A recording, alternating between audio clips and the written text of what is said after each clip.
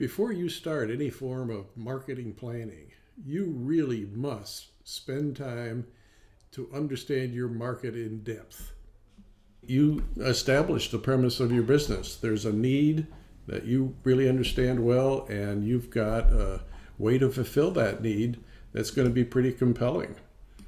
That you've done over the top of the thumbs look at your market. You find it to be attractive. It's large, and there are a lot of people that you believe have this need. And then you've taken a good look at the competition, at least two or three of them. You did some secondary research to figure out that, by golly, if I do what I'm planning on doing, I should have a winner. I should have a real competitive advantage. And with that competitive advantage, I can sell a lot and I can make some money in so doing, a profit, in other words. Or if I'm a nonprofit, I will have fulfilled the purpose of my business, the social cause that I told the IRS I would fulfill.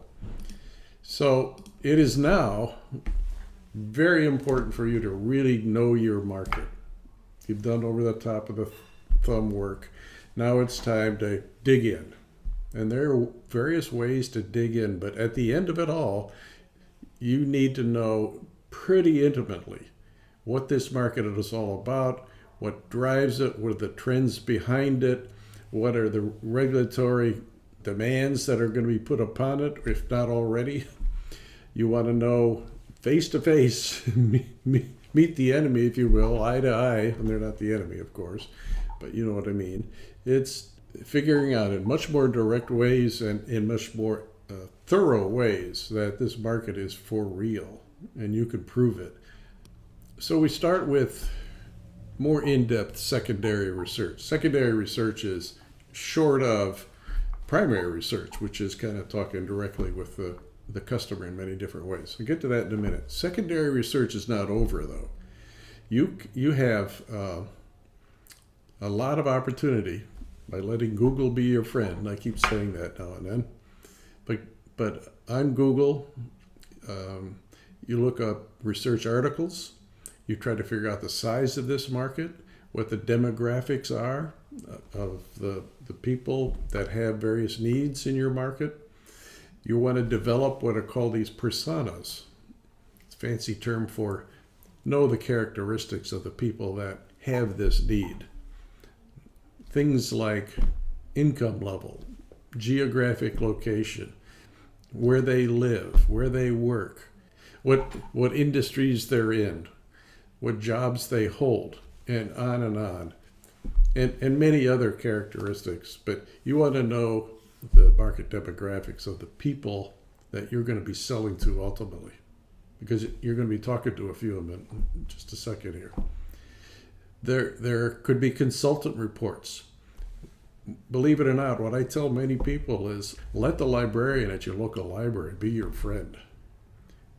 Go to the library, get your library card, of course, but then ask the research librarian for information about this market that you're in. I'll tell you something.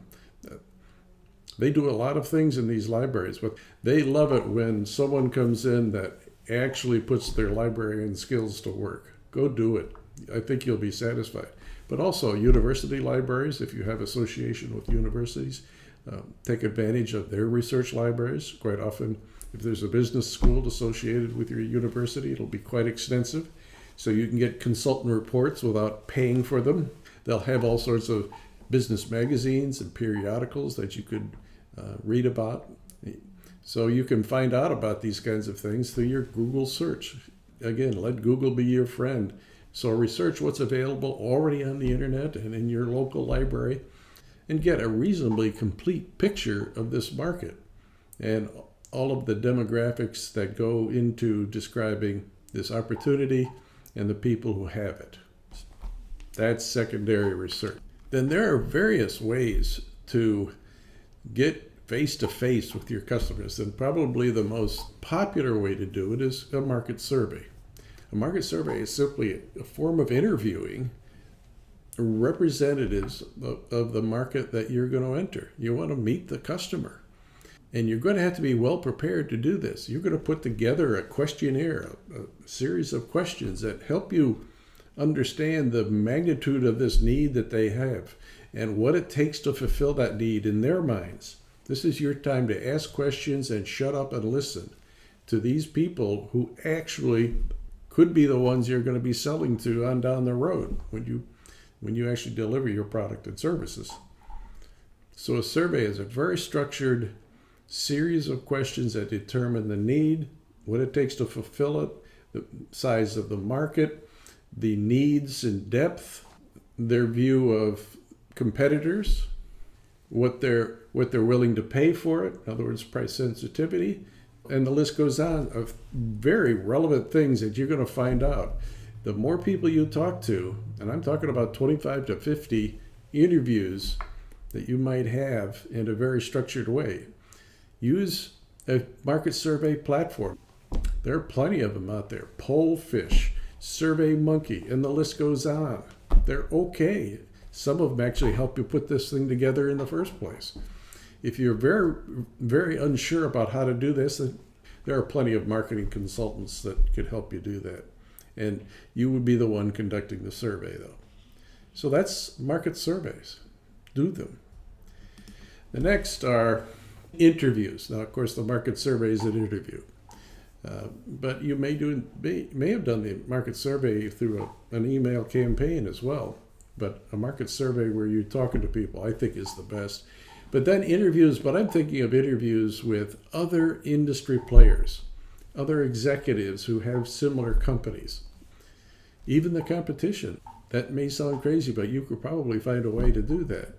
But you want to meet people that know this market, that have companies that have products and services into various segments of this market. You want to sit down and have coffee with or have a Zoom call with people who really know the market and from various angles. So whatever interviews you do them with thoughtful questions in mind, just the same way you did the market survey work, so that you can gather outside in points of view, but they all add up to some conclusions you can make about what this market looks like by lots of different people viewing it from very different angles. The next and much more sophisticated are focus groups. This is the put 12 people in a room, close the door, and watch them react to various kinds of questions that you pose to them. It's a very interesting form of market research.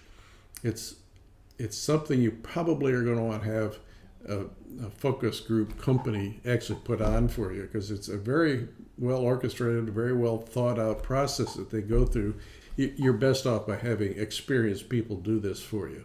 But focus groups, particularly for products, things that you buy, like B2C kind of businesses, are businesses that can really benefit from focus groups. So consider focus groups. B2B businesses, maybe not so much. It's a very effective way to learn a lot about your market by impartial people.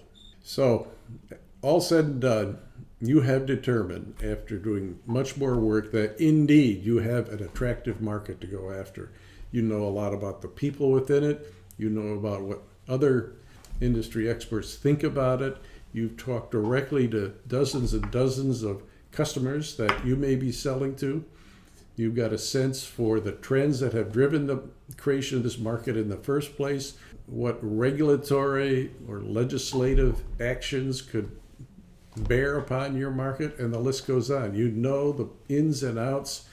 And when people talk to you, and after 5 to 10 minutes of hearing you talk about your business, they conclude that you are very in tune with what your market is all about, and you know it directly from the people that you're going to be selling to. You have done a great job. So do the work to really do a solid piece of market research. It's the first step for you to creating a plan for a winning business. If you've got a market that you understand very well, it's going to serve as the foundation for every decision you're going to make with respect to your products and your services and how you're going to take all of this to market. Do a great job on your market research. Have a great day.